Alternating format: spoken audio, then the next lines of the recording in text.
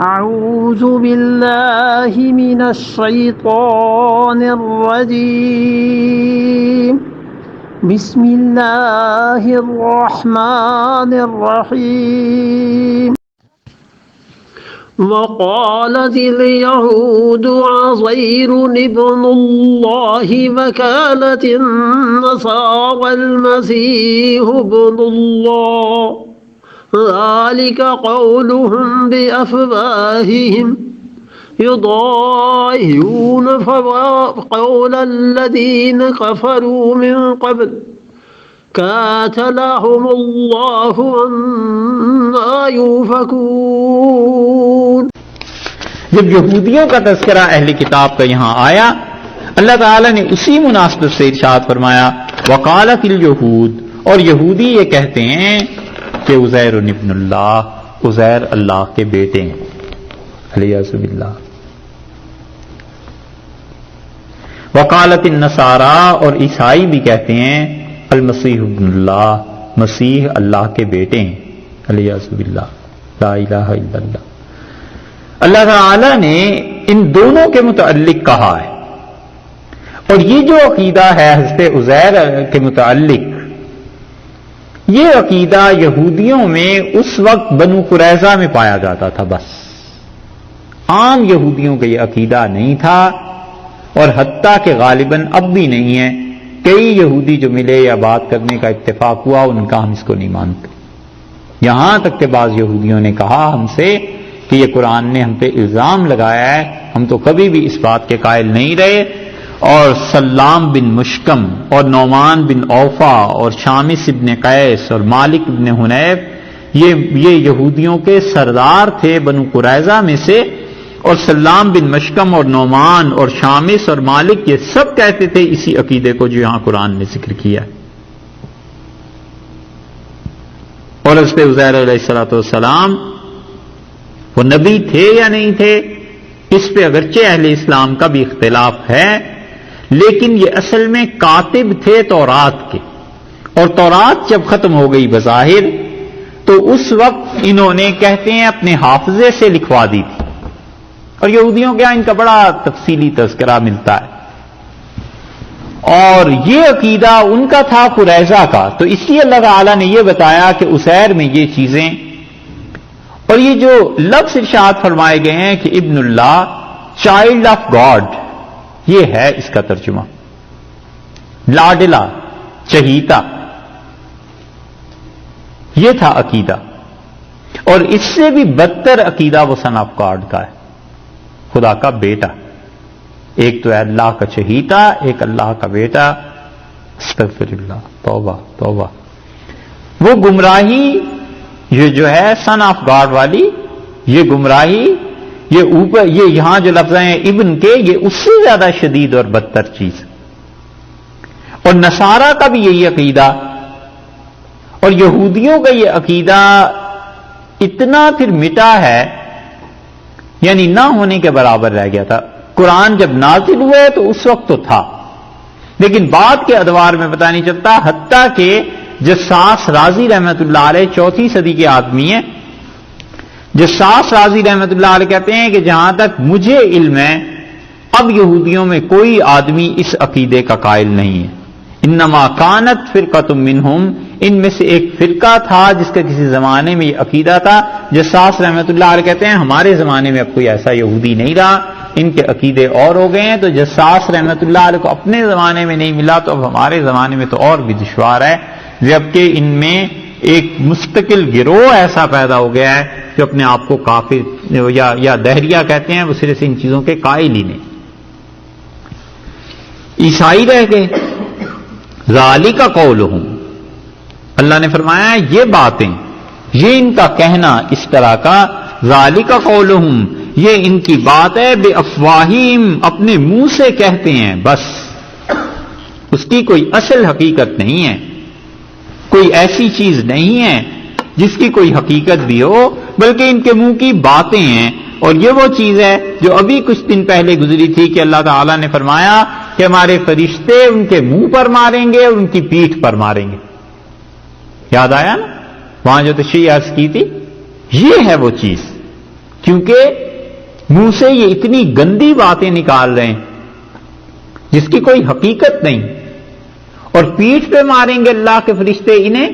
مفسرین کہتے ہیں اسی لیے خدا نے چہرے کے مقابلے میں پیٹھ کا استعمال فرمایا ہے کہ وہ بھی جگہ سوائے گندگی کے اور کچھ نہیں، کہ اس سے گندگی کا خروج ہوتا ہے۔ تو ان کافروں کے یہ شرکیہ جملے ایسے ہی گندگی ہے جیسے دوسری طرف گندگی ہے، ان کے منہ سے یہ جو چیزیں نکلتی ہیں اتنی گندی اور خراب ہیں، اسی لیے وہ کہتے ہیں نا کہ قولو بولو، اس کا کہنا اس کا پیشاب دونوں برابر ہے، یعنی جتنا ناپاک اس کا پیشاب ہے ایسے ہی خدا کے شرک کے یہ جملے بھی علیہ باللہ یہ اتنے ناپاک ہیں۔ اللہ نے فرمایا ہے ایک بات تو کہ ذالک قولہم بافواہہم، یہ ان کے اپنے منہ کی باتیں ہیں بس اور کچھ نہیں، اور دوسری بات جو کہی ہے کمال ہے، یہ کمال ہے، یضاہہون ریس کرتے ہیں، یضاہہون نقش قدم پر چلتے ہیں، مضاہات عربی میں کہتے ہیں مشابہت کو، کسی چیز کا تشبیہ میں ایک کے مقابلے میں دوسری کا آ جانا۔ یضاہرون ریس کرتے ہیں، قول الذین ان لوگوں کے جملے کو، کفروا من قبل جنہوں نے اس سے پہلے یہ کہا تھا۔ یہ کون تھے؟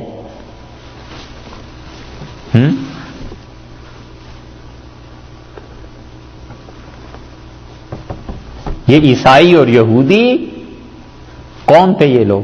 اللہ نے فرمایا ان کے نقش قدم پر چلتے ہیں جو ان سے پہلے تھے،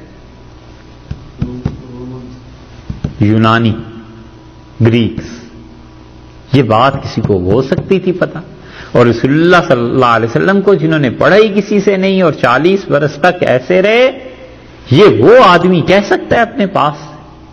کمال ہے، اور یہ صداقت کی دلیل ہے رسول اللہ صلی اللہ علیہ وسلم کی۔ اور پہلی صدی عیسوی کے یہودی اور عیسائی یہ دونوں یونانی افکار سے متاثر ہوئے۔ شرک تو اصل میں چلا یونان سے، مصر سے، اور مصر سے وہ پہنچا شرک یونان والوں کے ہاں، اور یہودی اور عیسائی اور یہ جو اس کی پال کی تعلیم تھی اور رومیوں کا اثر جب آیا ہے، سارا شرک تو وہاں سے آیا۔ اسی لیے یہ جو فلسفہ ہے، اسی یہودیوں کے فلسفے نے اسلام کو آ کے بھی خراب کیا۔ اسلام میں جو فرقے بنے ہیں نا بعد میں، معتزلہ تھے اور جہمیہ تھے اور قدریہ تھے اور فلاں تھے، یہ فرقے جو بنے ہیں اس کی اصل بھی یہودیوں کے فلسفے سے ملے گی۔ یہودیوں نے اللہ تعالیٰ کی صفات اور ایسی چیزوں کو چھیڑا، ان نازک مسائل کو، اور دوسری صدی میں جب یونانی کتابوں کے ترجمے ہو کر ہمارے ہاں آئے ہیں تب جا کر یہ وبا پھیلی، وگرنہ اس سے پہلے سیدھے سادے مسلمان تھے، اللہ اللہ کرتے تھے اور انہیں ان مباحث سے کوئی دلچسپی نہیں تھی۔ اس لیے ان ظالموں نے یونان سے سیکھ کے پھر آئے۔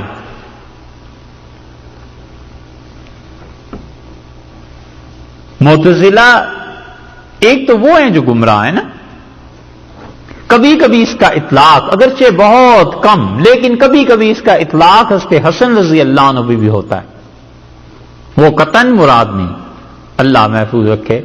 سیدنا حسن رضی اللہ عنہ تو امیر المومنین تھے، حضرت علی رضی اللہ عنہ نے خلافت انہیں دی تھی، خلافت حضرت علی رضی اللہ عنہ کے بعد ان کے پاس آئی تھی۔ حضرت علی رضی اللہ عنہ سے پوچھا گیا تھا تو آپ نے فرمایا میں منع بھی نہیں کرتا اور میں تمہیں حکم بھی نہیں دیتا، میرے سامنے دونوں چیزیں رسول اللہ صلی اللہ علیہ وسلم کے اسوہ حسنہ سے مجھے پتہ چلتی۔ حضرت حسن رضی اللہ عنہ 6 ماہ تک خلیفہ رہے تو جا کر یہ 30 سال پورے ہوئے۔ حضرت علی رضی اللہ عنہ کی شہادت پہ 29 سال 6 مہینے پورے ہوتے تھے، اور رسول اللہ صلی اللہ علیہ وسلم فرمایا تھا میرے بعد 30 سال خلافت رہے گی، تو وہ 30واں برس پورا ہوتا ہے حضرت حسن رضی اللہ عنہ کے جب 6 ماہ شامل کریں۔ انہیں معتزلہ اس لیے بعض پرانے حضرات دکھتے ہیں کہ وہ سب چیزوں سے الگ ہو کے اپنے گھروں میں یہ لوگ سادات بیٹھ گئے تھے، اللہ کی عبادت کرتے تھے، علمی مباحثے ہوتے تھے، علم کی تشہیر میں تبلیغ میں مصروف ہو گئے تھے۔ اب حکومت سے چونکہ الگ ہو گئے اس لیے کہتے ہیں وہ معتزلہ تھے، لیکن یہ بہت کم لفظ آتا ہے، عام طور پہ معتزلہ کا جو گمراہ طبقہ تھا اس کے لیے استعمال ہوتا ہے۔ اور جب فلسفہ آیا ہے، یہ جو قرآن نے کہا ہے نا قول الذین کفروا من قبل، اس سے پہلے یہ جو یونانی تھے مراد ہے، یہ جو کفر کرتے رہے ہیں، اب بھی آپ ان یونانیوں کے فلسفے کو پڑھیں، ان کی میتھالوجی کو، تو عجیب و غریب ستاروں کی پرستش ہے، پھر ان کے ہاں بتوں کی پرستش ہے، پھر ان کے نام رکھے گئے ہیں، پھر فلاں بت اور فلاں ستارے کے ساتھ ایسا تعلق ہونا چاہیے، پھر 4 اربع عناصر کی تقسیم ہے، شرک در شرک ان کے ہاں مجموعات. اور یہ چیز ہمارے ہاں آئی، اور جب ہمارے ہاں آئی تو 4 فرقے بن گئے. آئی ہے بات تو آپ سے عرض کر ہی دیں، شاید اس کے ساتھ تعلق نہ ہو اس بات کا براہ راست، لیکن جب آپ پڑھیں گے انشاءاللہ تو آپ کو یہ باتیں بڑی کام آئیں گی.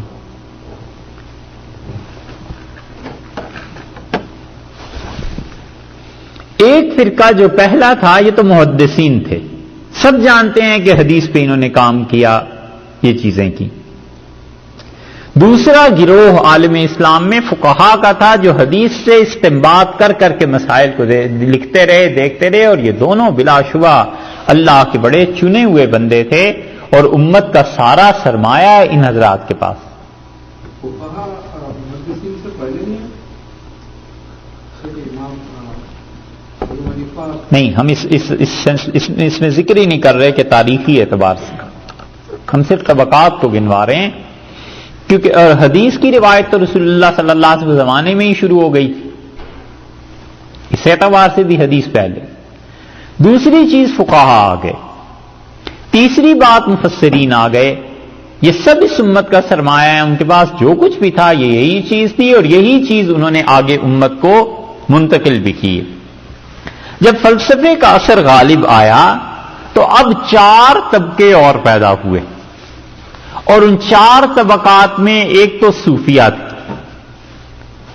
انہوں نے یہ کہا، صوفیہ نے، کہ اتباع شریعت کے ساتھ اللہ کی معرفت حاصل ہوتی ہے مجاہدے سے، کشف سے، وجدان سے، ذوق سے، ان چیزوں سے، عبادات سے. اتباع سنت بھی رہی، اور اس کے ساتھ ساتھ معرفت خداوندی کا، اللہ کی معرفت کا ذریعہ جو تھے یہ لوگ تھے. وہ کہتے تھے مجاہدہ کرو، محنت کرو، سلوک کو طے کرو، ذکر کرو اللہ کا. یہ بلا شک و شبہ یہ لوگ ہدایت پہ تھے، اور اسلام کا بہت بڑا حصہ ہے ان کی تعلیمات. ان سے ہٹ کر ایک اور لوگوں کا فرقہ پیدا ہوا، اور انہیں کہتے تھے اشراقی. یہ اشراقی جو ہیں وہ کہتے ہیں کہ اللہ کی معرفت جو حاصل ہوتی ہے وہ ہوتی ہے کشف سے، الہام سے، اللہ تعالی کی ذات کے لیے مجاہدہ کرنے سے، مگر شریعت کی اتباع کوئی ضروری نہیں ہے. بس جو بھی مجاہدہ کرے گا اس پہ عالم کشف کھل جائے گا، آخرت کے حوال کھل جائیں گے. بہت سے ہندو جوگی اور عیسائی راہب اسی فرقے سے تعلق رکھتے تھے. وہ زندگی بھر مجاہدے کرتے رہے، انہیں کچھ عالم غیب کی سنگن ہو گئی، کچھ ان کو ایسا حصہ مل گیا تھا، انہوں نے خواب دیکھے یا ان پر کوئی چیزیں کدھر سے الہام ہوئی. یہ ہیں اشراقی. یہ شہاب الدین سہروردی جو تھا مقتول، وہ انہی میں سے تھا، انہی کا شیخ تھا. ایک شہاب الدین سہروردی رحمت اللہ علیہ حضرت شیخ عبد القادر جیلانی رحمت اللہ علیہ کے خلیفہ ہیں. وہ تو اکابر اولیاء اللہ میں سے تھے. عوارف المعارف جنہوں نے لکھی تھی، اور شیخ زکریا ملتان میں ہے رحمت اللہ علیہ ان کا مزار، یہ ان کے خلیفہ تھے. آگے سلسلہ سہروردیہ ہندوستان میں اتنا نہیں پھیلا. فرق یہ تھا کہ صوفیہ اتباع سنت اور التزام شریعت کو ضروری قرار دیتے تھے، یہ اشراقی اس کے قائل نہیں تھے. تیسرا فرقہ جو بنا ہے وہ مشائین تھے. فلسفے کی کتابیں جب آپ پڑھیں گے تو آپ کو اس میں پتا چلے گا کہ یہ مشائین کیا تھے.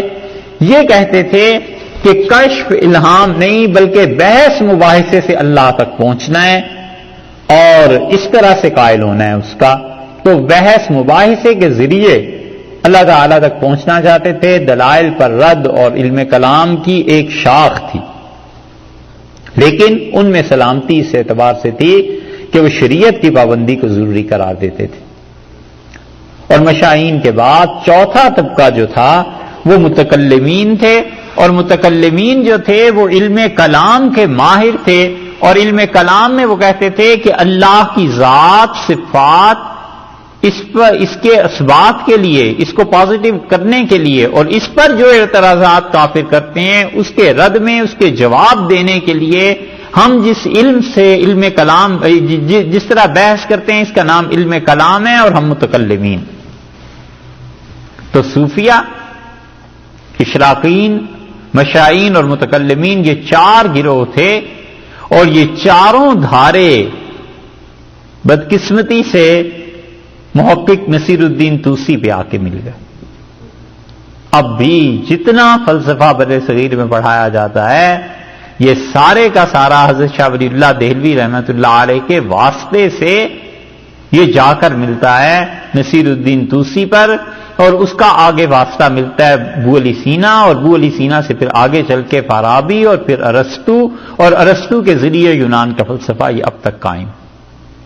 اساتذہ نے ہمارے جب فلسفے کی باتیں کہی تھیں، یا جتنا تھوڑا بہت پڑھا تو خیر کچھ بھی نہیں، تھوڑا بہت بھی کیا کہیں، کچھ پڑھا ہو تو بات کریں، لیکن فلسفہ جتنا بھی اب تک پڑھایا جاتا ہے یہ سارا گورکھ دھندا وہی یونانی فلسفہ.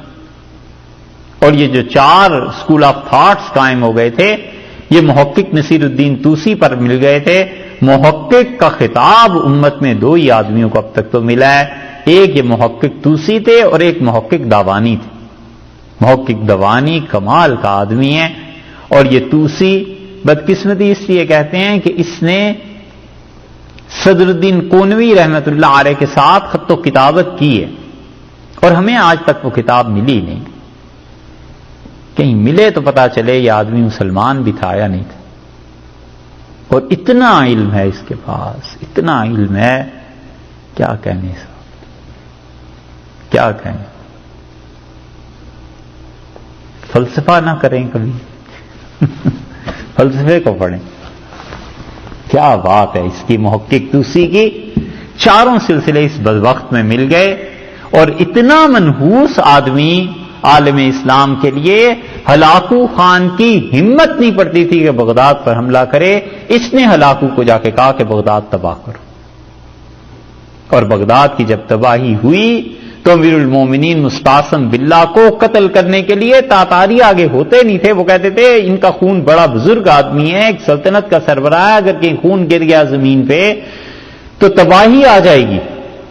اس محقق طوسی نے کہا، کہنے لگا اس پہ حسین رضی اللہ عنہ کو خون گرا، اس پہ تو کوئی تباہی نہیں آئی، مستعصم کے خون پہ. تو انہوں نے کہا بھئی ہم تمہاری تاریخ نہیں جانتے مگر ہم اس آدمی کو نہیں ماریں گے. اس نے کہا اچھا اس طرح کرو کہ اسے قالین میں لپیٹ دو. وہ تاتاریوں کے کہا تو ان قالین میں، ان کا اب کیا کریں؟ اس کا اب اسے مارو پاؤں سے. ٹھڈا تو نہیں کہنا، وہ تو لفظ غیر مناسب ہے. کیا کوئی اور لفظ ہے اس کا بدل؟ ارے نہیں، لات تو زیادہ ہے. کھندلنا. جو کچھ بھی ہوا اس طرح مار مار کے انہوں نے مستعصم کو ختم کر دیا. یہ محقق طوسی کا کارنامہ تھا. اور یہ محقق طوسی جو ہے اتنا دخیل تھا ہلاکو خان کے مزاج میں کہ ہلاکو خان گھوڑے پہ، اونٹ پہ، کسی چیز پہ نہیں بیٹھتا تھا. اس سے کہتا تھا کہ تم حساب کرو میرا اس وقت بیٹھنا نکلنا یہ درست ہے یا نہیں. اور پھر اس کی بھی حقیقت کھلی. ہلاکو خان کے اصل میں بڑے بھائی نے کہا تھا کہ ایک آدمی فلاں علاقے میں قید ہے، وہاں کے بادشاہ نے رکھا ہوا، اسے نکال کے میرے پاس بھیج دینا. ہلاکو خان کا بڑا بھائی جو تھا بڑا فلسفی تھا، کیا کہنے صاحب، علم تھا نا. تو وہ ہلاکو خان نے جب اسے آزاد کیا تو چند دن اس کی اس سے بحث رہی. وہ قائل ہو گیا ہلاکو خان. اس نے کہا ایسا زبردست آدمی، اتنا علم اس کے پاس. اور محقق طوسی کو پھر اس نے اپنے ساتھ رکھا، اور طوسی نے جب اس پہ اپنے ہاتھ چلانے شروع کیے نا تو اس نے کہا کہ اگر وہ رصدگاہ جس کے ذریعے ستاروں کا تم مطالعہ کرتے ہو اس کی تعمیر کا مجھے خیال نہ ہوتا تو طوسی میں تجھے قتل کرا دیتا. اور محقق طوسی نے ایسی رصدگاہ بنوائی تھی ستاروں کے مطالعے کے لیے، ایسی دوربین وہ جو چیزیں ہوتی ہیں اس نے سیٹ کی تھی کہ یورپ تو 17ویں 18ویں صدی تک ایسی چیز نہیں بنا سکا. یہ چاروں چیزیں اس پہ مل گئی تھی محقق طوسی پہ. اس نے پھر کتاب لکھی تجرید. تجرید میں اس نے اب تک تھا یہ شیعہ طوسی پکا، اسی لیے پھر اس نے اس میں لکھا تجرید میں امامت کا باب. تو امامت کا باب تو اب نہیں پڑھاتے، اب تو خیر کتاب ہی کون پڑھتا اور پڑھاتا ہے، لیکن امامت کے باب کو چھوڑ کر باقی چیزیں پڑھاتے تھے. اور اس محقق طوسی نے جو کچھ بھی اس میں لکھا ہے اور اس کی جو شروع کی گئی ہیں فلسفے میں، سنیوں نے کہیں زیادہ کی ہیں شیعہ سے. انہیں تو اتنا علم بھی نہیں تھا، لیکن ان میں بھی تھے بہرحال علماء، لیکن جتنا کچھ انہوں نے لکھا اس سے کہیں زیادہ اہل سنت نے اس پہ لکھا ہے. اور یہ فلسفے میں بڑے کام کی چیزیں ہیں. یہ چاروں سلسلے پھر اسی کا واسطہ آگے آیا ہے. 5 واسطوں سے یہ ابو علی سینا کا شاگرد ہے. اور پھر آگے ابو علی سینا کا کفر جو تھا یہ بعض جگہ پہ اس نے بھی نقل کیا. ابو علی سینا بہت سی چیزوں کا قائل تھا، اس دنیا کے قدیم ہونے کا اور بے حیائی کی باتوں کا، علیاذ باللہ. اور اسی لیے ان سے صوفیہ کو بڑی چڑھ ہے. ابو علی سینا پہ 3 آدمیوں نے کفر کا فتویٰ دیا ہے. ایک حضرت مجدد الفسانی رحمۃ اللہ علیہ نے، وہ نہیں سے مانتے تھے، اور ایک اس کے کفر کا فتویٰ دیا تھا انور شاہ صاحب کشمیری رحمۃ اللہ علیہ نے، اور تیسرے غزالی رحمۃ اللہ علیہ نے. غزالی نے بھی ابو علی سینا کو کافر کہا ہے. اور ابو علی سینا کا ایک قصیدہ ہے، دیکھو امت کے ڈوبنے کی بات ہے، بدقسمتی ہے. ابو علی سینا نے ایک قصیدہ کہا ہے اور اس قصیدے کا جواب کسی سے نہیں ہوا. بڑی واہیات باتیں اس نے کی، شریعت کے خلاف اور چیزوں کے خلاف. اس قصیدے کا جواب شاہ رفیع الدین صاحب رحمۃ اللہ نے لکھا کئی صدیوں کے بعد. یہ شاہ عبد القادر صاحب کے بھائی اور شاہ ولی اللہ رحمۃ اللہ علیہ کے بیٹے تھے. ان کا قصیدہ حقیقت میں سامنے رکھیں تو یہ نہیں کہ ہمیں ان سے محبت اور تعلق کی وجہ سے کہتے ہیں، ان کا قصیدہ رکھیں اور ابو علی سینا کا. ابو علی سینا ہار جاتا ہے. ابو علی سینا اتنی عربیت میں کمال نہیں ہے جتنا شاہ صاحب کے ہاں کمال ہے. کتنے یہ پڑھے لکھے لوگ تھے، مگر افسوس پیدا ہوئے اس دور میں جب مغلوں کا زوال ہو گیا اور امتی کا زوال ہو گیا. اور دلی میں جہاں آئے دن ہنگامے رہتے تھے، شاہ رفیع الدین صاحب رحمۃ اللہ علیہ نے اس ابو علی سینا کا جواب لکھا. اس لیے جب علمی مباحث ہوتی ہیں تو پھر پتہ چلتا ہے کہ کون آدمی کس پلے کا ہے. اور مسلمانوں کی یہ میراث ابھی تک وہاں پڑی ہوئی ہے لندن. یضاہرون قول الذین کفروا من قبل، اور یہ ریس کرتے ہیں، پیچھے چلتے ہیں ان کے جو کافر تھے ان سے پہلے. یہ رسول اللہ صلی اللہ علیہ وسلم بتا سکتے تھے کہ یونانیوں اور رومیوں کا کفر انہوں نے کیا ہے، عیسائیوں اور یہودیوں نے. یہ دلیل ہے اس بات کی کہ یہ کلام اللہ کا ہے. قاتلہم اللہ، خدا غارت کرے انہیں، مار ڈالے اللہ ان کو. اللہ تعالیٰ نے بددعا کیوں دی؟ یہ پڑھنے والے کی رعایت ہے کہ اوپر کے جملے تم دیکھو، شرک سے کھول جاتا ہے انسان کا خون اور توبہ کرتا ہے انسان کہ اللہ تو اللہ آپ ہی بندگی کے لائق ہے، اور اللہ تیرے علاوہ کوئی بندگی کے لائق نہیں. اور بندہ جب پڑھتا ہے انسان کہ یہ حرکتیں کرتے ہیں، بے اختیار اس کی زبان سے نکل جائے قاتلہم اللہ، خدا غارت کرے انہیں. یہ اللہ تعالیٰ نے انسانوں کے جذبات کی رعایت سے جملہ ارشاد فرما دیا. انا یوفکون، کہاں سے پھرے جاتے ہیں، پھر رہے ہیں ان چیزوں سے، اللہ کی توحید کو چھوڑ رہے ہیں. یہ فلسفہ سارا برباد اور تباہ ہو جاتا. غزالی نے اتنے زبردست حملے کیے تھے ابو علی سینا، اور ابو علی سینا کا فلسفہ دم توڑ دیتا. لیکن ابن رشد پیدا ہو گئے. ابن رشد جو تھے انہوں نے بچا لیا کچھ نہ کچھ اور جواب لکھ کے.